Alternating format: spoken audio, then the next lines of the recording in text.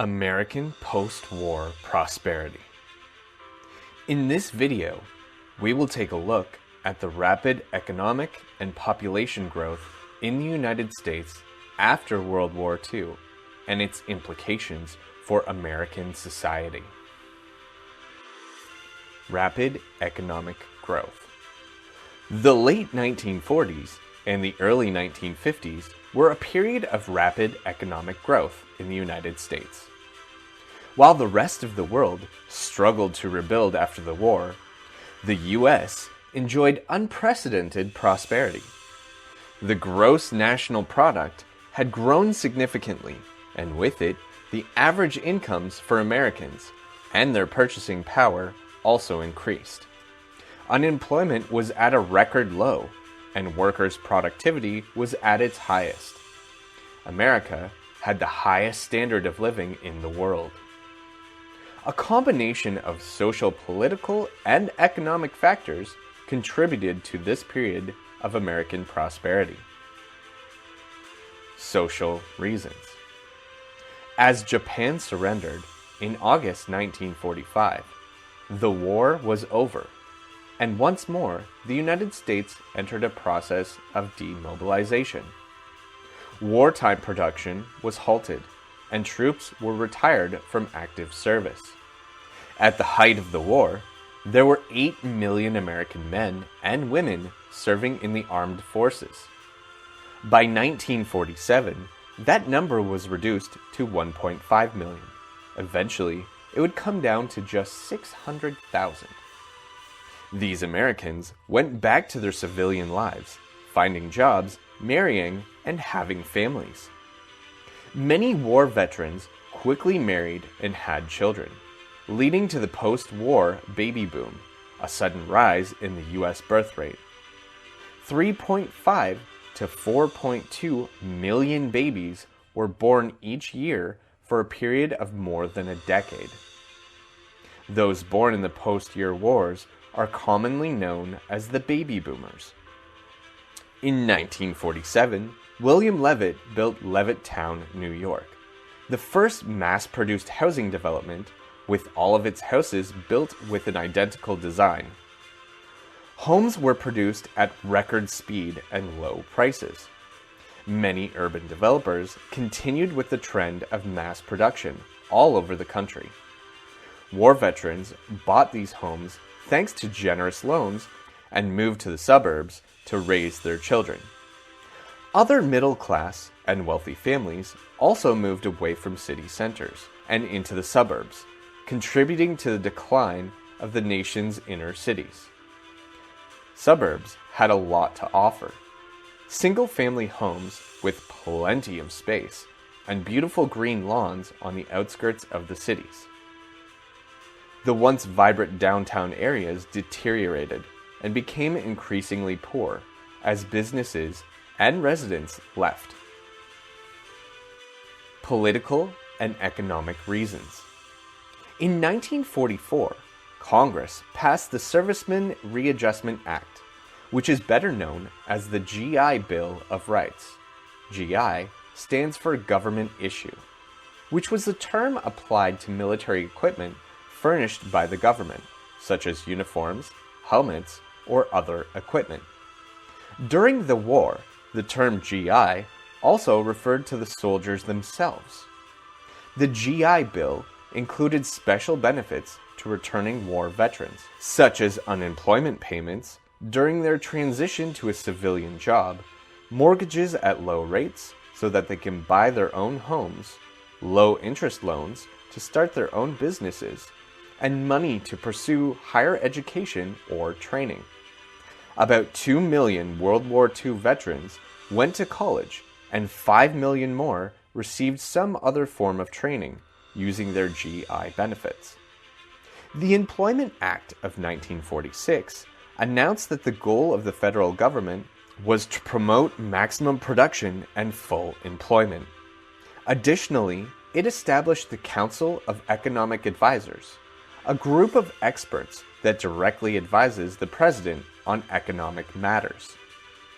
The United States, with just 7% of the world population, produced 50% of the world's manufacturing output. There was practically no foreign competition for American products that were badly needed overseas. With the Marshall Plan, the US offered economic aid to Europe, giving Europeans greater purchasing power and expanding demand for US consumer goods. Demand for consumer goods in the United States was also high due to high incomes and low unemployment, allowing Americans to buy homes, cars, refrigerators, television sets, and other appliances. Government spending had also increased with the beginning of the Cold War, further fueling economic expansion with the Marshall Plan and the Korean War.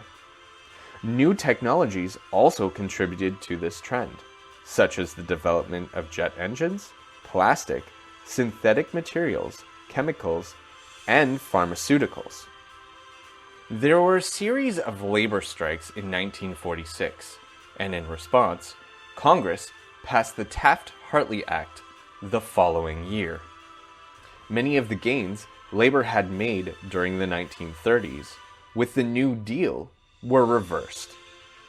The new law outlawed the closed shop or the practice of only hiring union members, and prohibited secondary boycotts and other unfair labor practices.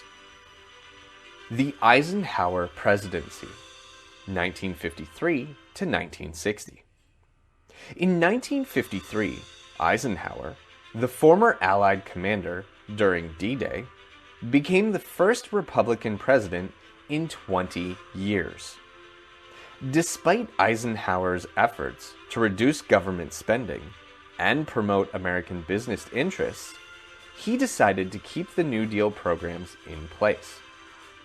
During the war, Eisenhower was impressed with the German highway system and its efficiency in transporting troops.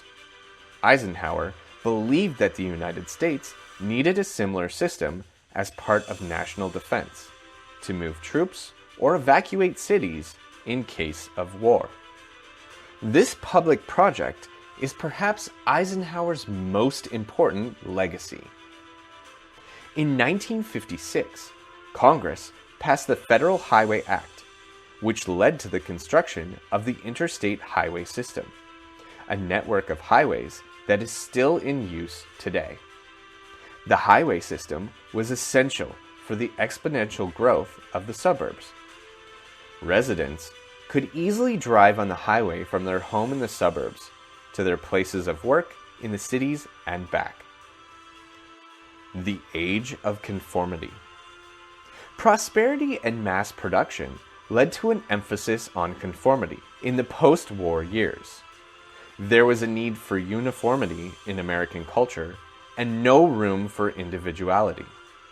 Americans were employed in large corporations, lived in similar or identical homes in suburban communities, and consumed the same products. The rise of mass media, and especially television, had created a new mass culture, extolling family and social values with defined gender roles. Racial, ethnic, and religious uniformity were also enforced. For example, white residents in the suburbs often signed agreements not to sell or rent to people of color.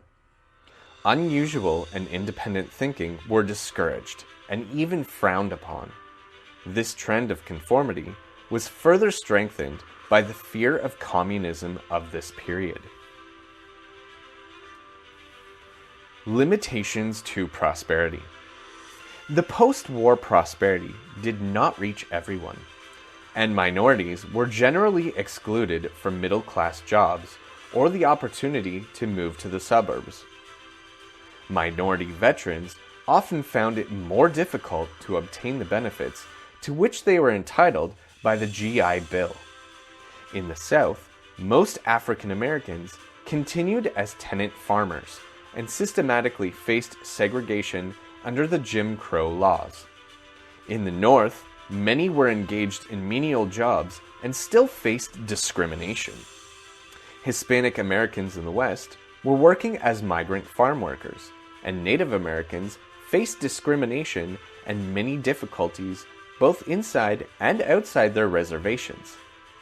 Members of minorities were rarely depicted in the movies, television, or magazines, except in subordinate or demeaning roles.